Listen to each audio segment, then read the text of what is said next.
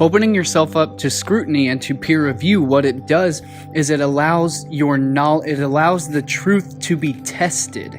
It withstands the test of scrutiny, and the things that withstand is the truth. And that's literally, this comes from the ancient wisdom of knowing what the truth was, which they essentially likened the truth to a tree, which literally is etymologically linked. It shares etymological origins, the same root word of drew, which drew is the root word of druid, and it comes all the way from Proto-Indo-European root, which I believe was druva, the same root word of the Vedas in Hinduism, which I forget it off the top of my head, but it's the root word of the truth, because the truth is the root. It is the foundation. They consider that the truth, it was literally, in etymological origins, it was meaning steadfast, that which holds strong, firm, solid foundation. So we are talking about, in the biblical reference, your house built upon a foundation of stone, which will stand the test of time, which goes back to the ancient builders, the ancient advanced high civilization of advanced mathematics and also advanced human physiology, where they built the pyramids. They built megalithic foundational stone structures encoded with the truth, which would withstand the test of time and have withstood countless world global cataclysms, such as massive earthquakes, such as massive comet impacts, such as massive floods, and all of these seismic events and seismic activity. These structures are built on a foundation of truth, on a foundation of stone, as opposed to your house of cards being built upon the sand, where the big bad wolf, anybody can come along and huff and puff, and your whole structure, your whole foundation of reality gets blown asunder, because it was built on a pile of BS, which is the very meaning of why the hierarchy of evidence is a pyramidal structure. It is built upon a foundation of solidity, and as you progress higher and higher, it's like running through the gauntlet. What emerges out the other side is the most distilled, purest form of truth that we can possibly come to. And so that's the closest to the universal truth, the underlying foundational truth of reality that we can get to. And who knows? I don't think we can ever be perfect, but it is the process of scrutiny and of filtration of the information that allows us to get the closest that we possibly can. That's why these studies are the highest quality. And that is why opening yourself up to criticism and to scrutiny only makes you harder. It strengthens you. It makes you stronger. It makes you more firm and solid in your foundation of truth. Just as the ancient druids and the ancient wisdom of the tree, of the wise dome, of the wisdom of the wise tree, of the wizard, the knowledge of the foundational truth of the underlying structure of reality, where the tree stands fast, it stands firm, it stands strong, and it stands solid, as the root is the truth, the foundation, the source, the origin. because obviously, again, as Dru literally means fixed, and literally Druid literally meaning one who is fixed in knowledge. And so of course fixation allows us to remain strong and steadfast. However, the true strength comes from, again, the perfect balance between flexibility and rigidity. It's a perfect golden mean where it has to remain slightly more rigid than flexible, or vice versa, because being too rigid, or in other words too brittle, too fixed, will cause your structure to crumble, whereas being flexible is what allows the tree to bend before it breaks. And the more flexible it can be, the more strength that it will have, whereas you can't be too flexible or you won't have any rigidity and you won't be able to stand firm. So it has to be a perfect happy medium, a perfect golden mean ratio between flexibility and rigidity.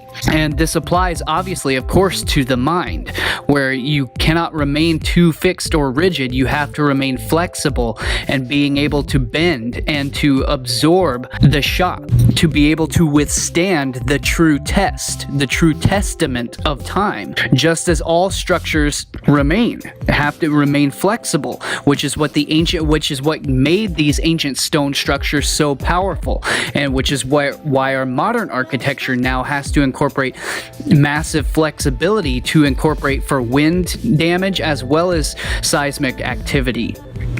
Just as the tree has always remained flexible and able to bend under the weight of the wind or under the weight of seismic activity, which allows it to remain standing throughout the testament of time. Just as our bones cannot be too brittle, which is the balance between calcium and magnesium, whereas the magnesium is actually what makes the bones, what gives them their strength by the means of flexibility. And the more flexible the bones are, the less prone they are to breaking, whereas too much calcium will actually calcify the bones, make them brittle, and that's what actually causes fractures and breaks. Whereas the magnesium provides flexibility, so it's again that happy golden medium between the two. It's the twin pillars, once again, the twin pillars which provide true strength. Human body expresses the symbol of the world pillar, of the world axis. The esoteric depictions of the tree of life, again, as I've covered in the previous series, being the tree of life is the human genetics, being the microcosm of the macrocosm. The human body being the tree of life and the tree of knowledge of good and evil.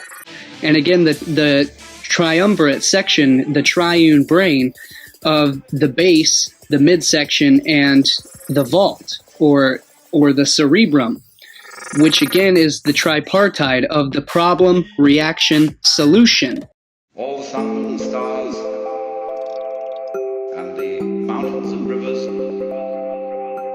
the good men, the bad men, and the animals and the insects, the whole bit.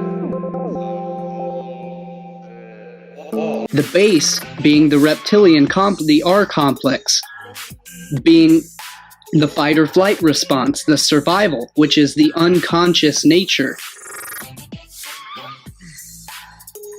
It is the abyss, it is the base, the abysmal. And then the emotional complex, the mammalian complex, refers to the emotions, or in other words, the subconscious, the reaction, what gets us to respond to the problem. First, there is a problem. The emotional response is how we respond to that problem.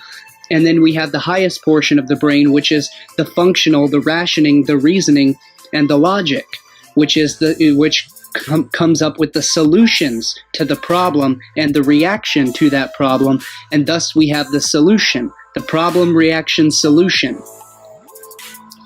So we have the base, the abyss, the subconscious, the unconscious, the depths, the black of the abyss, the deep subconscious nature. Then we have the emotional complex. We have the conscious mind. And then we have the superconscious mind, which transcends rational thinking and which is inherent knowing, the source of all knowledge, the source of knowing. And again, as I showed earlier, how this also plays out and corresponds directly to the human physiology, to the body at large, being the root of the base of the spine, the root of the spine being the abyss, the depths, with the heart center, the heart chakra level, being at the subconscious, being the emotional level, and then the crown being the illumination, the crown being the conscious or the superconscious, the capstone. So again, how this trinity plays out through every aspect of creation, from the physiology to the psychology to the theology and the mythology to the anatomy as well. So again, this is the pattern, this is the pater, the pattern of nature and the pattern of creation.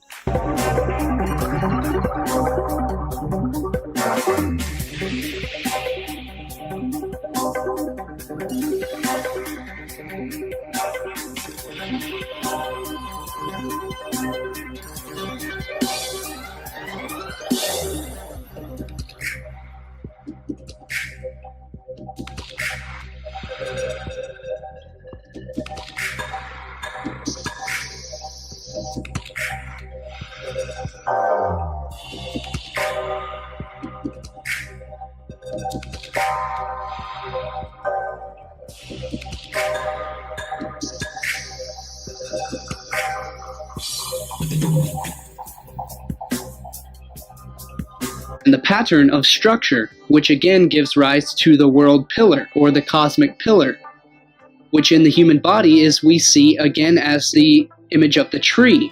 And again, the tree is the trinity layers, the depths, the roots, or the root, or the abyss, the bottom, the base, and then the trunk being the support structure, the pillar, canopy being the branches, the illumination, the light. So you have the dark, the depths, the abyss, the underworld, ascending up into the heavens towards the light, from darkness into light, as all of nature and all of life goes.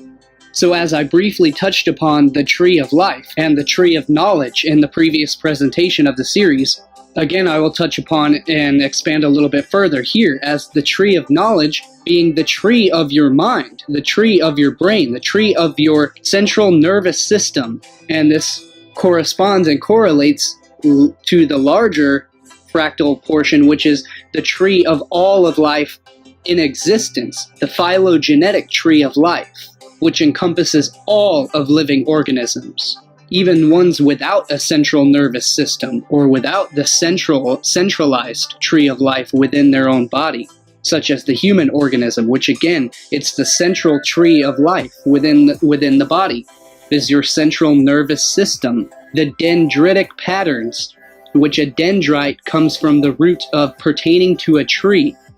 And the reason for this dendritic pattern of all of nature is that all of nature in this electric universe is dendritic, meaning it follows the tree pattern. It is electric.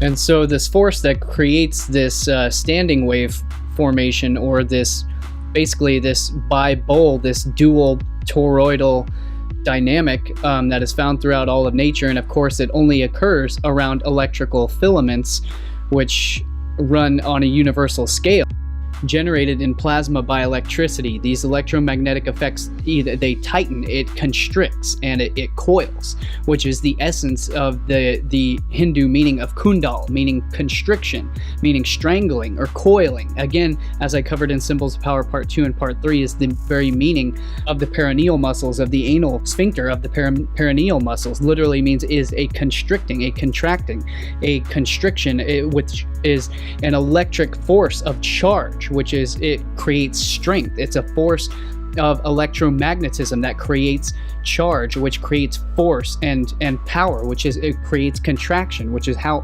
all of biology functions. Electrical biology functions through musculature, is through the constriction and the contraction, which generates power. So the greater electric force, the greater electric charge, the greater constricting power, the greater implosive force can be generated. The plasma Z-pinches are of special interest to the electric universe theory, especially those with the natural result of pairs of Birkeland currents interacting with themselves. In other words, these standing motion waves. And of course, this is the structure that creates the entire physiology of the human brain. It's the structure that creates so many forces also throughout nature. It's literally the hyperboloid, which, as we covered back in the previous films, we covered the various aspects of the toroidal dynamic of the brain, and we will cover this much deeper in future films as well. But so this is the toroid, the very heart, the very core of the toroid itself is the Z-pinch, is the hyperboloid. It's literally the Holy Grail, as literally depicted in Steven Spielberg's Raiders of the Lost Ark, Indiana Jones. The correct Holy Grail was the one with the Z-pinch, which is the very same shape as it's of the rocket fuel, the rocket nozzle, which is the very same essence that creates the X chromosome, is because it is literally the torsos, which is literally the vortex mathematics, the spiral stalk of the human torso, which torso in itself literally comes from an anagram of Taurus, and which itself is just from the root word of torsion, because the torso is what allows us to twist, and it is the element of twisting, which is where we get the word torque from, which is the root word of the torus, which is the root word of torsion, because it's everything is made up of electromagnetic torsion fields.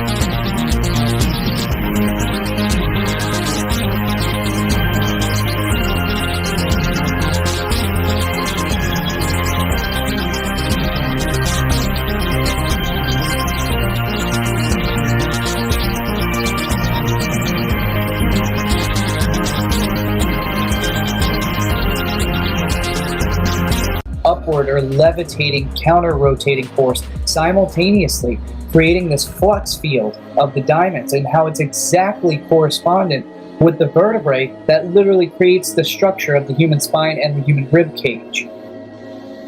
And this is why the torso is literally comprised of the vortex mathematics, of the torsion field, magnetic energy of the phi ratio torsion field, which is literally what the human torso is, the torsion.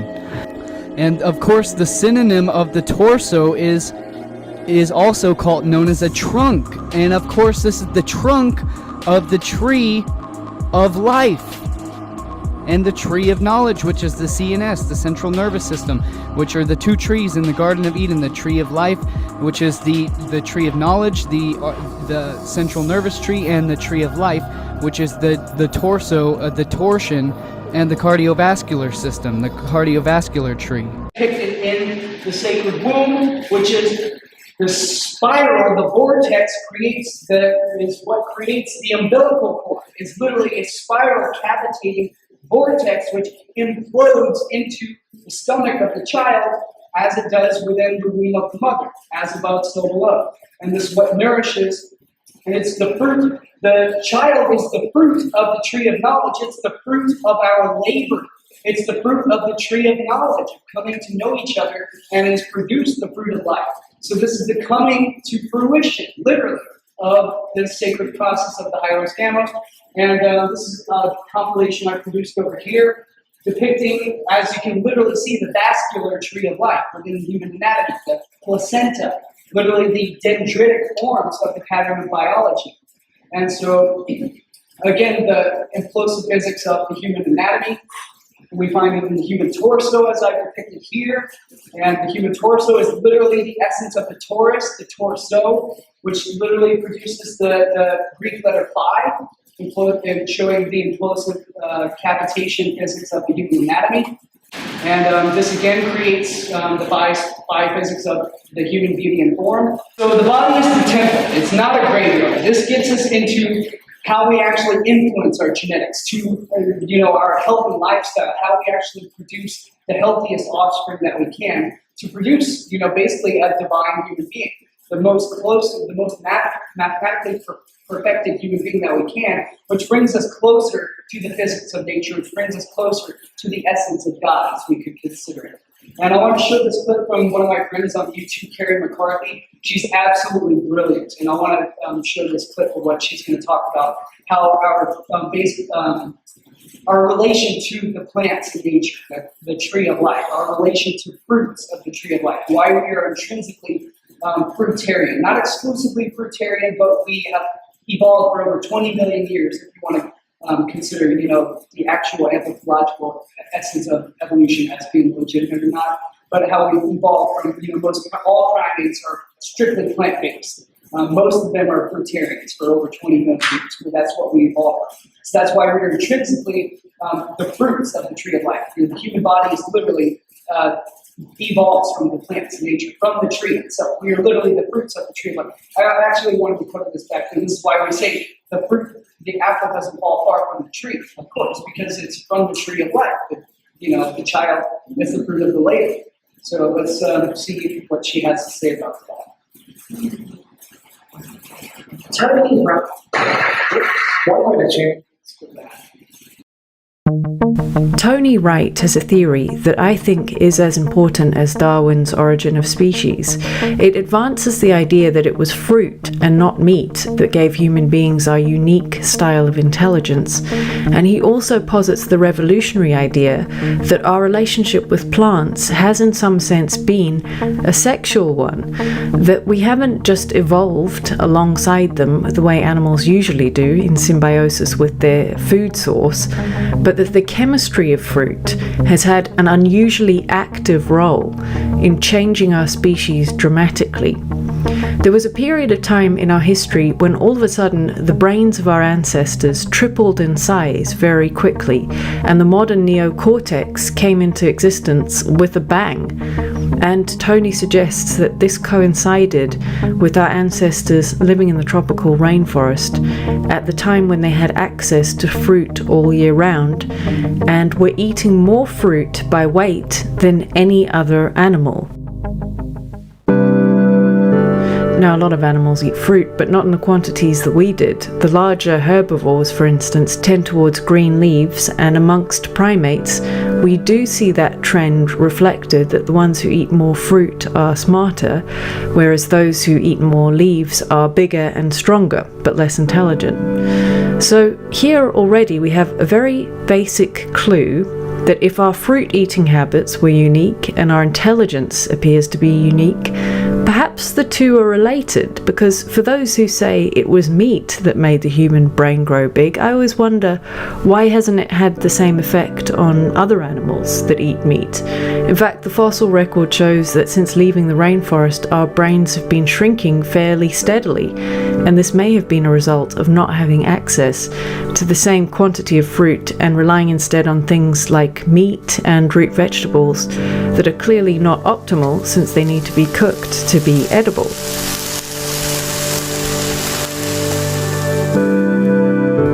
So why is this an almost sexual relationship with fruit then? Well, Tony's theory suggests that one of the key mechanisms by which plants influenced our species dramatically comes from the fact that the fruit of a plant is the equivalent of a mammal's uterus.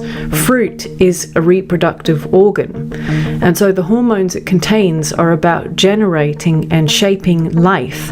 Therefore, if ancient man was eating kilos and kilos of fruit fruit every day, if it was the main thing in his diet, then he would be flooding his bloodstream with chemicals that made it a bit like a reproductive environment flowing through his veins. And some of these hormones were triggering hormonal switches on our DNA and changing the way it was read by the body, therefore causing unusually dramatic shifts in our species over a very short period of time. If you want to read more about what these changes were, the increase in brain size, of course, extended juvenility, and so on, I'll link to Tony's books below this video. But the point of making this is to say, be part of this research if you can. Was that it? Oh yeah, that's the end of the clip there. So let's get into a brief explanation of epigenetic expression by Dr. Dean Ornish. Most of you guys are probably familiar with the work of Dr. Bruce Lipton, epigenetics. Well, Dr. Dean Ornish is actually the guy that first discovered the process of epigenetics. Dean Ornish is an actual practicing scientist, whereas Bruce Lipton isn't. Bruce is great, I love him, but Dean Ornish is the man. He is one of the only men on earth to actually reverse heart disease, which is the leading cause of death on earth today. And this guy is, you have to follow Dr. Dean Ornish's work. He's absolutely, I consider him to be the realest, closest thing we have to a real guru, a spiritual guru on earth today. And I mean that in the scientific sense. How do you spell the last name? Ornish, O-R-N-I-F-S-H. Yeah, he's incredible. His newest book, Undo It, is basically how to reverse most chronic diseases, especially heart disease. One way to change our genes is to make new ones, as Craig Venter has so elegantly shown. Another is to change our lifestyles. And what we're learning is how powerful and dynamic these changes can be, that you don't have to wait very long to see the benefits. When you eat healthier, manage stress, exercise, and love more, your brain actually gets more blood flow and more oxygen. But more than that, your brain gets measurably bigger. Things that were thought impossible just a few years ago can actually be measured now. This was figured out by Robin Williams a few years before the rest of us. Now, there's some things that you can do to make your brain grow new brain cells. Some of my favorite things like chocolate and tea, blueberries, alcohol in moderation, stress management, and cannabinoids found in marijuana. I'm just the messenger. What were we just talking about? And other things that can make it worse. It can cause you to lose brain cells, the usual suspects like saturated fat and sugar, nicotine, opiates, cocaine, too much alcohol, and chronic stress. Your skin gets more blood flow when you change your lifestyle, so you age less quickly. Your skin doesn't wrinkle as much. Your heart gets more blood flow. We've shown that you can actually reverse heart disease, that these clogged arteries that you see in the upper left, after only a year, become measurably less clogged. And the cardiac PET scan shown in the lower left, the blue means no blood flow. A year later, orange and white is maximal blood flow. We've shown you may be able to stop or reverse the progression of early prostate cancer, by extension, breast cancer, simply by making these changes. We found that tumor growth in vitro was inhibited 70% in the group that made these changes, whereas only 9% in the comparison group. These differences were highly significant. Even your sexual organs get more blood flow, so you increase sexual potency. One of the most effective anti-smoking ads was done by the Department of Health Services, showing that nicotine, which constricts your arteries, can cause a heart attack or a stroke, but it also causes impotence. Half of guys who smoke are impotent. How sexy is that? Now, we're about to publish 2 new studies, one in collaboration with Dr. Elizabeth Blackburn, who won a Lasker Prize a couple of years ago for discovering telomerase. Telomerase is an enzyme that repairs telomeres, which are the ends of your chromosomes that control how long you live, obviously pretty important. And what we showed is that simply in just 3 months, by making these simple changes, you can actually increase your telomerase, thereby lengthening your telomeres and living longer. And we're also about to publish a study, the first study showing you can change gene expression in men with prostate cancer. This is what's called a heat map, and the different colors, and along the side on the right are different genes. And we found that over 500 genes were favorably changed, in effect turning on the good genes, the disease-preventing genes, turning off the disease-promoting genes. And so these findings, I think, are really very powerful. They're giving many people new hope and new choices. And companies like Navigenics and DNA Direct and 23andMe that are giving you your genetic profiles are getting some people a sense of, gosh, well, what can I do about it? Well, our genes are not our fate, and if we make these changes, they're a predisposition, but if we make bigger changes than we might have made otherwise, we can actually change how our genes are expressed. Thank you. So the changes he's referring to are strictly a whole food plant-based lifestyle. He is now advocating a strictly vegan lifestyle, but everything, it's all referring to more plants, less meat, less animal products. That's how you achieve those changes that he's talking about. And his new work is going much deeper. His new studies are involved in how to reverse Alzheimer's disease using a whole food plant-based lifestyle. So now we're going to show, I know we're running a little bit over time here, but I'm going to keep going until somebody's You're good. Okay. Yeah. We'll keep going until someone. All right, yeah, I'll keep going until somebody tells me to stop. But so we're going to cover I wanted to cover the law of correspondence. That's what all of this has been leading up to. This is some of the graphics I've shown of how the plants in nature have a direct representation in the human anatomy. The law of correspondence is also referred to as the doctrine of signatures, basically stating that herbs resembling various parts of the body have been known in ancient times by herbalists the world over to treat ailments or conditions relating to the structures of the human body, based upon how that signature is expressed. Referring to, I'm sure most of you guys have seen tomatoes looking like the human lungs, mushrooms looking like the ears, celery as the bones, on and on and on. The avocado as the womb. I'm sure you guys have seen those floating around. Well, I've produced a lot of my own unique examples that nobody's seen before. One of these being the oyster mushroom and the human brain corpus callosum. On the right-hand side, we see the corona radiata inside the brain, which is, again, directly symbolic of the radiations of the mycelial structure, or sorry, not the mycelium, but of the coronal structure of the oyster mushrooms. Again, direct representations of what in ancient times they knew of as basically, again, doctrine of signatures. Basically, they saw how the signatures could be used to treat certain ailments, which George Fraser, in his book, The Golden Bough, referred to this as homeopathic magic or sympathetic magic. Basically, which it's not a real science. I consider it a pseudoscience, but I like to utilize it as sort of a supplement to the real science that I like to present. I don't use that I don't refer to that as being legitimate in and of itself, because there's people who think that like eating brains will give you a bigger brain, all that. This is for the people that actually have brains. If you eat sentient animals, you will have sentience. Those that don't eat sentient animals lack sentience. That's a pretty good heuristic to realize. What?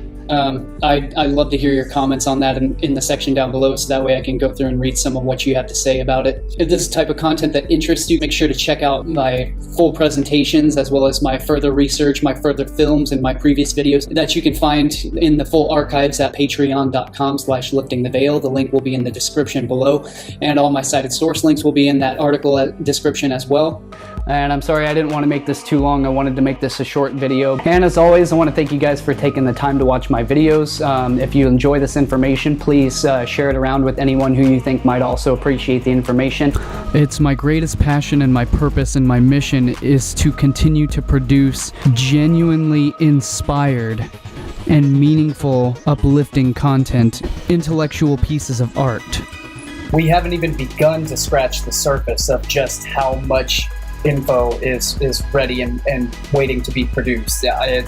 I can't even keep up with the amount of output, let alone the amount of writing that is coming through. We haven't even gotten started yet. We are just warming up. And so we just need to take care of this business, guys, because as it stands right now, I am not able to do this full time. I simply am not making enough to pay off the amount of effort that goes into these. So I can't practically do it right now. So we have to meet these minimum goals. Otherwise, I can't do this. Please help me continue in this mission.